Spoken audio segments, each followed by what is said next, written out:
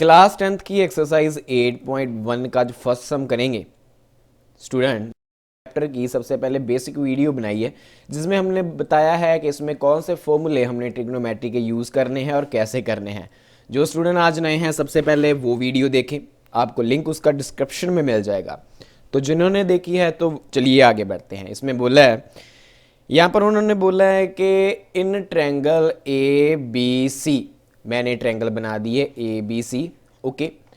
Right angle at B, जो उसका right angled है वो क्या है, बी पर है, मतलब 90 डिग्री का जो एंगल है वो बी पॉइंट पर है। तो आप देख सकते हैं कि 90 डिग्री का जो एंगल है वो मैंने बी पॉइंट पे ड्रा किया है, ओके।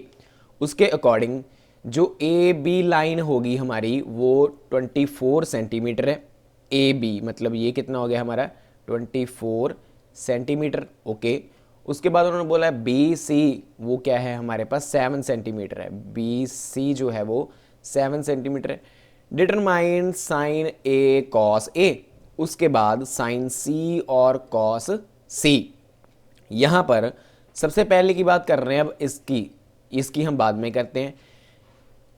सम को सॉल्व करने से पहले स्टूडेंट मैं आपको बता दूं कि जब आपके पास ट्रायंगल की बात होगी, जब जैसे कि मालूम ही है हमने 8.1 में ट्रायंगल की ही बात करनी है, तो उसकी हमें 3 साइड मालूम होनी चाहिए। एक तो उसका बेस जो हमें मालूम है ये वाला, उसके बाद उसका परपेंडिकुलर जो हमें मालूम है, उसके बाद हाइपोटेनियस जो हमें नहीं मालूम, ठीक है। तो इसका मतलब क्या है, सबसे पहले तो हमें हाइपोटेनियस ही पता करना होगा, फिर इस हमको सॉल्व करना होगा। हाइपोटेनियस हम कैसे पता कर सकते हैं, हाइपोटेनियस निकालने के लिए हम पाइथागोरस थ्योरम यूज़ करते थे, जो यूनिट 6 में हमने की थी। वो पाइथागोरस थ्योरम क्या थी, पाइथागोरस थ्योरम थी कि एच जो स्केयर होगा वो इक्वल होगा पी स्केयर प्लस बी की स्केयर के, राइट। यही थी ना पाइथागोरस थ्योरम। पंजाबी वालों के लिए जो कर्ण की स्केयर होगा वो लंब की स्केयर प्लस बेस की स्केयर के इक्वल होगा, यही थी पाइथागोरस थ्योरम।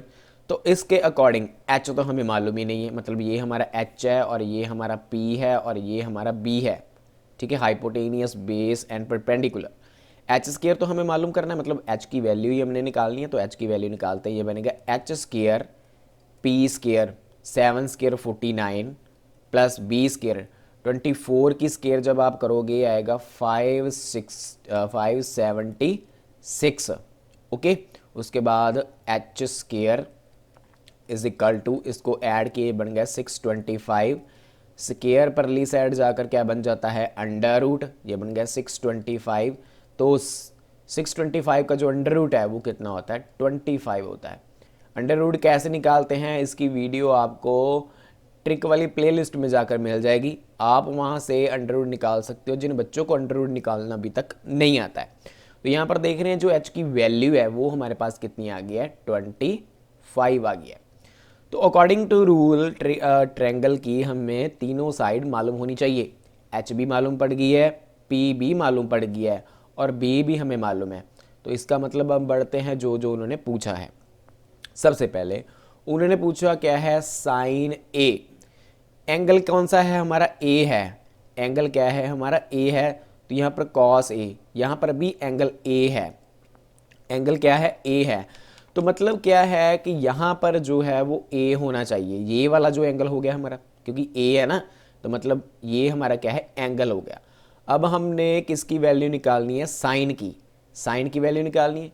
साइन की वैल्यू निकालने का फॉर्मूला क्या था, पीछे वाली वीडियो में हमने सीखा था कि जब आपने साइन के एंगल की बातचीत करनी है तो इसका मतलब क्या होगा, आप रेशो निकालोगे परपेंडिकुलर और हाइपोटेनियस के बीचों बीच, यही है।